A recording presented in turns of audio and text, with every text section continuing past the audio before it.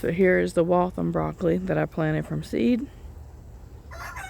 And then I'll be transplanting spinach and some rutabagas and probably some more beets back here in this row.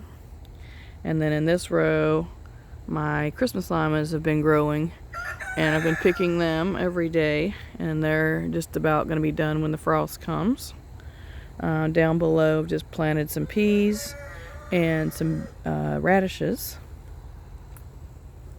And then looking over at this bed here, I've got some beets and some radishes, along with some onions, purple onion that I got from bulbs. And then on the end, I've got some mustard and some more radishes. I'll flip around to this front bed, and I've got some Jersey cabbage and some more Jersey cabbage, and in the back I've got some more of the Romanesco broccoli. And then I planted peas in here, but they didn't do anything. And got some more broccoli growing here. And in the front I got a couple of cabbages. And then this back bed is still covered up. And I have my collard greens, which that tall collard green is from last winter I should say. And I need to prune the bottom. I like to prune the bottom of anytime I get yellow leaves, I break them off and give them to my chickens. And the plant is happy and the chickens are happy. Here in this little thing right here, I just have cilantro growing. And then here's a view of these beds here. And nothing growing in here yet. I did plant some purple basil in this little circle in the back. They're not looking too good. They're not liking the cool weather. Here in the front I have turnips, and then I have onions in the back. Nothing in this bed. In this bed I just still have some Mad Hatter peppers and some basil from summer. And then here's a view of this bed here. And it has, this is where I'm going to plant my spinach and some rutabagas and some more beets. And this pot here, I have just some jalapenos and Santa Fe peppers from summer still growing.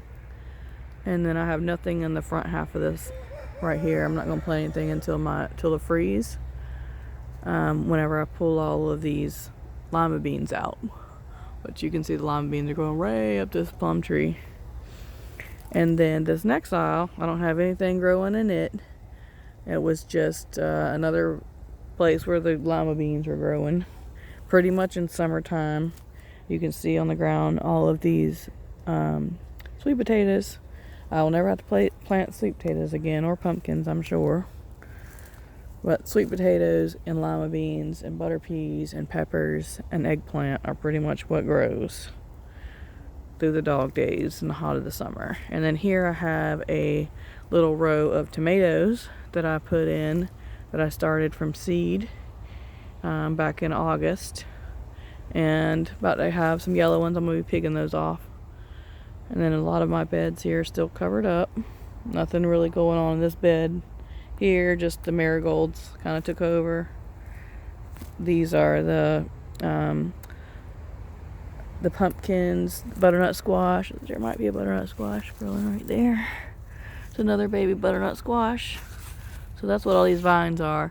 They are the Cherokee tan pumpkins and the South Anna butternuts. And then back there, nothing going on, just my berry bushes. This bed hasn't been cleaned out yet. This one's still empty. There's still some butternut squash growing through there. All this right here is still covered up and empty. And then you can see from this angle, and then right there, I'm going to be putting another bed that looks just like this one right there in that little spot right there, a 4x3. And that's going to be that new footprint. And all the beds that are in here I have made by hand myself, and with some help from my son. Some of them are concrete blocks, some of them are tires, some of them are the leftover metal that we have on hand from my husband's business. He builds screen rooms. But I did want to try a couple of these powder coated beds, and they were on Black Friday sale. I believe that one was like $34 for that big 6x3, which was a really good deal. And then I got another one to go right there, just for some variety, trying different things out, letting the garden evolve. This winter, before we start putting in a spring garden, I do want to completely redo this whole area here, and I believe what I'm going to try to do is put in an in-ground garden right there, and or do some rows like I have here. I have 4 2.5 foot rows going, and I think that's what I want to do back in this area. But I do want to reconfigure the whole thing back there. So that is that. And then if you didn't see, in this bed here, I just have planted it with peas and radishes on this end. And that is the big new bed that I'm working on. I filled the bottom with the compost that I had, and then I put the horse manure compost on top of that. I'm going to add a layer of leaves, and then some chicken manure for my chicken house, and then I'll top the top of it with black velvet, and that'll be ready to go.